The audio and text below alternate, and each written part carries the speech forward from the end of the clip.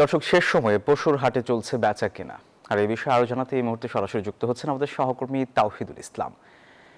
তাওহিদ, আপনি এই মুহূর্তে কোন হাটে আছেন, আর হাটে পশুর দাম কেমন দেখছেন শেষ সময়টাতে, কি বলছেন ক্রেতা বিক্রেতারা? ধন্যবাদ আপনাকে। আমি এই মুহূর্তে আছি বড়বেড়ায় পশুর হাট, গবাদি পশুর হাটে। এখানে ক্রেতা বিক্রেতারা শেষ মুহূর্তে কিন্তু ভালোই জমজমাট আছে এই বাজার। তবে বিক্রেতারা বলছেন, অর্থাৎ গরু ব্যবসায়ীরা এমন পরিস্থিতির মধ্যে আছেন, তারা বলছেন যে এখন কোনো মতে যদি তারা গরুটি ছেড়ে দিয়ে অর্থাৎ বিক্রি করে দিয়ে যেতে পারেন, তাহলে তারা এক প্রকার বেঁচে যান।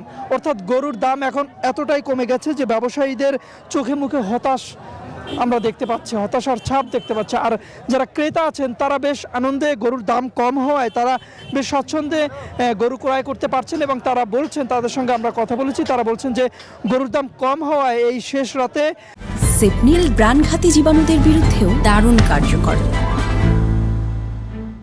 গরু কিনে তারা বেশ স্বস্তি পাচ্ছেন।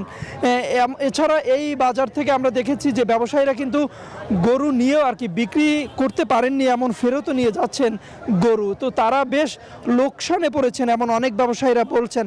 তাদের কাছে জিজ্ঞাসা করছিলাম যে আসলে গরুর দাম এতটা কমে যাওয়ার কারণ কি। তারা বলছেন যে আসলে এখন যে বর্তমান মানুষের পকেটে তেমন অর্থ নেই, তারপরে যে কিছু গরু আছে বাংলাদেশের না, যেগুলো অর্থাৎ ওপার থেকে কিছু গরু চোরাচালানে বাজারে কিছু গরু ঢুকেছে, এমন কিছু তারা অভিযোগ করেছেন। তবে সার্বিক ক্রেতাদের কিন্তু একটি স্বস্তি আছে, স্বস্তির জায়গা। আপনি জানেন যে রাত পোহালেই সেই পবিত্র ঈদুল আজহা, তো সেই আজহা উপলক্ষে যে এখন আজকে এই রাত পোহালেই যে ঈদের আনুষ্ঠানিকতা